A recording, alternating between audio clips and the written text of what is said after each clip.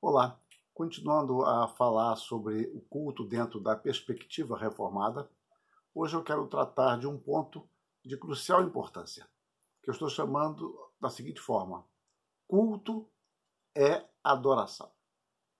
Adoração, ela não é somente apropriada ou adequada à igreja. Na realidade, a adoração é o grande propósito da igreja. A igreja é vocacionada por Deus para prestar-lhe culto. É isto que nos diz o apóstolo Pedro. Vós, porém, sois raça eleita, sacerdócio real, nação santa, povo de propriedade exclusiva de Deus, a fim de proclamardes as virtudes daquele que vos chamou das trevas para a sua maravilhosa luz. Vós sim que antes não eres povo, mas agora sois povo de Deus, que não tinhas alcançado misericórdia, mas agora alcançaste misericórdia. 1 de Pedro 2, 9 e 10. Observem que Pedro diz que nós somos propriedade exclusiva de Deus a fim de proclamar as virtudes daquele que nos chamou das trevas para a sua maravilhosa luz. Ou seja, anunciar as virtudes, os atos salvadores e poderosos de Deus. Por isso, meus irmãos, no culto que nós oferecemos a Deus, mais do que cânticos, orações e ofertas, nós oferecemos a nós mesmos. Nós nos apresentamos diante de Deus, dizendo: eis-me aqui, Senhor.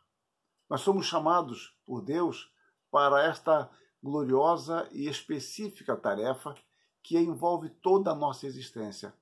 Cultuar é a razão de ser da igreja.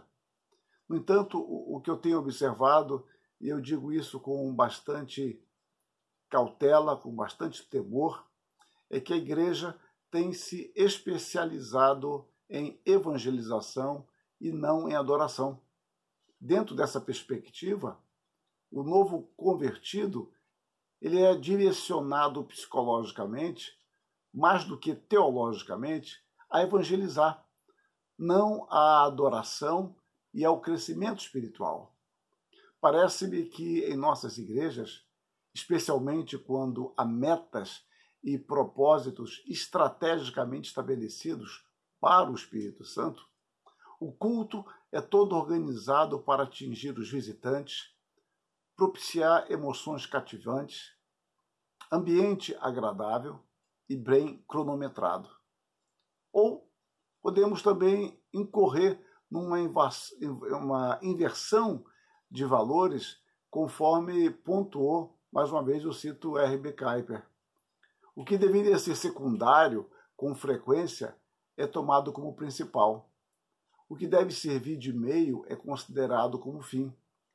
Os cristãos, diz ele, se reúnem na igreja para a alegria dos santos. Isso, por certo, é bom, na medida que é assim, porém isso não é suficiente. Os cristãos devem ir à igreja para ter comunhão com Deus. Se celebram os cultos de adoração com a esperança de que os pecadores sejam salvos através da pregação da palavra de Deus, não há dúvida de que isso é bom. Porém, não podemos nos esquecer que a salvação dos pecadores é um meio para glorificar a Deus. Fecha aspas.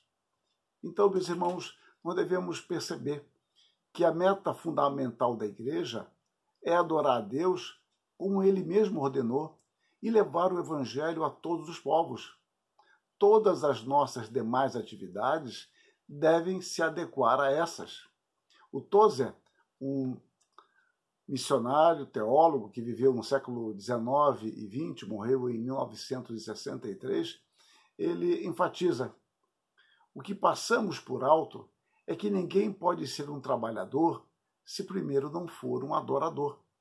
O trabalho que não procede do culto é fútil e não passará de madeira, feno e palha no dia em que há de julgar as obras dos homens, no dia em que Deus há de julgar as obras dos homens. Pode-se afirmar como axioma que se não adorarmos, não poderemos trabalhar aceitavelmente. Continuo agora eu. Então, dentro daquela visão limitante de culto, o cantar, orar, participar da ceia, ler as Escrituras, consagrar os nossos dízimos e ouvir o sermão, não tem valor se não for marcado por conversões. Mas, na realidade, meus irmãos, Deus deve ser adorado não simplesmente pelo que Ele faz, mas pelo que Ele é. E o fazer de Deus é sempre uma manifestação daquilo que Ele é na sua essência. Por isso nós cultuamos a Deus na beleza de sua santidade, como diz o salmista. Nunca a igreja é tão edificada do que quando ela glorifica a Deus. O nosso culto deve ser essencialmente um ato de glorificação a Deus, ou seja, o reconhecimento de sua majestade em si mesmo e nos seus atos. No primeiro livro das Crônicas, capítulo 16, 29, lemos: tributai ao Senhor a glória devida ao seu nome, trazei oferendas e entrai nos seus átrios, adorai o Senhor na beleza da sua santidade. Quando nos falta esta compreensão e o desejo de contemplar a beleza de Deus, a beleza do nosso Senhor, só nos resta, numa atitude pagã, buscar a beleza que se acomode ao nosso gosto pecaminoso, contratando para isso quem possa nos entreter. É aquilo que nós já falamos sobre Deus sendo esquecido no culto. E o culto, mesmo que use o nome de Deus, mesmo que haja toda uma linguagem aprendida e repetida para a glória de Deus, para a glória do Senhor, na realidade nós queremos nos entreter, nos aliviar de nossas tensões e simplesmente nos alegrar com isso tudo. É o que diz Deus por intermédio de Isaías 40, 20. O sacerdote idólatra escolhe a madeira que não se corrompe e busca um artífice perito para assentar uma imagem esculpida que não oscile. Isaías 44, 13. O artífice em madeira estende o cordel e com o lápis esboça uma imagem. Alisa com plana, marca com um compasso e faz a semelhança e beleza de um homem que possa morar em uma casa. Na realidade, nós estamos escolhendo uma boa madeira, escolhendo um bom artífice para fazer aquilo que queremos, para que nós possamos adorar como nós queremos. Por meio do profeta Isaías, Deus fala da loucura de servir a outros deuses, mostrando que, Isaías 44, 9, todos os artífices de imagens de escultura são nada, e as suas coisas preferidas são de nenhum préstimo. Eles mesmos são testemunhas de que elas nada veem, nem entendem. Observem. Um culto que era tomado como belo porque eu tinha boa madeira, fiz uma escolha bem seletiva, escolhi um perito, mas na realidade eu estou adorando a imagem que eu criei. Eu estou adorando a imagem que eu forjei. Conforme nós já citamos em algum momento, é uma frase muito forte do Marvin Vincent, a demanda gera o suprimento. Os ouvintes convidam e moldam os seus próprios pregadores.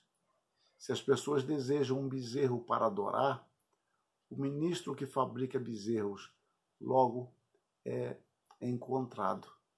E essa observação, por mais forte que seja, terrível, ela sempre me causa impacto. Mas pior do que o impacto é a observação de que isto se concretiza cada vez mais no seio da igreja.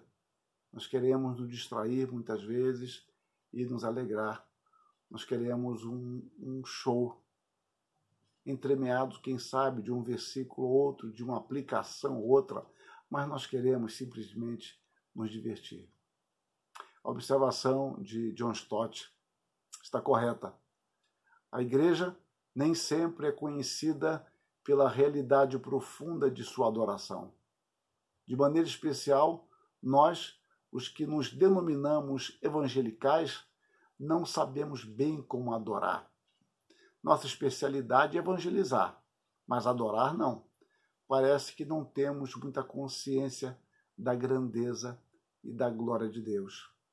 Nós não sabemos prostrar-nos diante dele em temor e admiração. É por isso que o momento de silêncio causa muito incômodo. Pedir para as pessoas orarem silenciosamente ou para se aquietarem antes do culto, preparando os seus corações, as suas mentes e até mesmo o seu corpo para adorar a Deus, causa embaraço. Nós não estamos acostumados com isso e nos incomoda bastante isso, e nós simplesmente apelamos para argumentos de que hoje a vida é muito agitada, de que hoje o mundo é diferente. E nisso nós perdemos a capacidade de nos concentrar no Deus da glória e cultuá-lo em espírito e em verdade. John Piper, já um autor bem contemporâneo, escrevendo sobre missões, inicia o seu livro de forma surpreendentemente objetiva. As missões, diz ele, não representam o alvo fundamental da igreja. A adoração, sim. As missões existem porque não há adoração. Ela sim é fundamental, pois Deus é essencial e não o homem. Quando esta era se encerrar e os incontáveis milhões de redimidos estiverem perante o trono de Deus, não haverá mais missões. Elas representam no momento uma necessidade temporária, mas a adoração permanece para sempre. A adoração é, portanto, o combustível e a meta das missões. É a meta das missões porque nelas simplesmente procuramos levar as nações ao júbilo inflamado da glória de Deus. O alvo das missões é a alegria dos povos na grandiosidade de Deus. À frente ele continua. As missões começam e terminam com adoração. Se a busca da glória de Deus não for colocada acima da busca do bem do homem nas afeições do coração e nas prioridades da igreja, o homem não será bem servido e Deus não será devidamente honrado. Não estou pleiteando por uma diminuição de missões, mas pela exaltação de Deus. Quando a chama da adoração arder com o calor da verdadeira excelência de Deus, a luz das missões brilhará para os povos mais remotos da terra. Eu anseio para a chegada desse dia, onde a paixão por Deus é fraca, o zelo pelas missões será fraco. As missões não são a meta suprema de Deus. A adoração, sim. A razão mais importante para a adoração ser o alvo das missões é porque ela é a meta de Deus. Meus irmãos, que pensamento admiravelmente bíblico. Ele faz eco o que R.B. Kuiper disse no início, nós já citamos de forma aqui mais detalhada. A adoração a Deus é a meta da igreja e nós adoramos a Deus sendo-lhe obedientes. E a evangelização, sem dúvida, deve ser um dos aspectos da nossa adoração. Então a nossa perspectiva começará a mudar quando pudermos, independentemente do pregador, dizer como Davi: alegrei-me quando me disseram, vamos à casa do Senhor. Que Deus nos abençoe, que Deus nos dê discernimento, que Deus nos leve a adorá-lo com intensidade e que essa adoração se manifeste em obediência e entre os nossos atos de obediência redunde em missões para que todo o povo escolhido de Deus possa ser alcançado pelo Evangelho e possa tributar glória ao seu Senhor. Amém.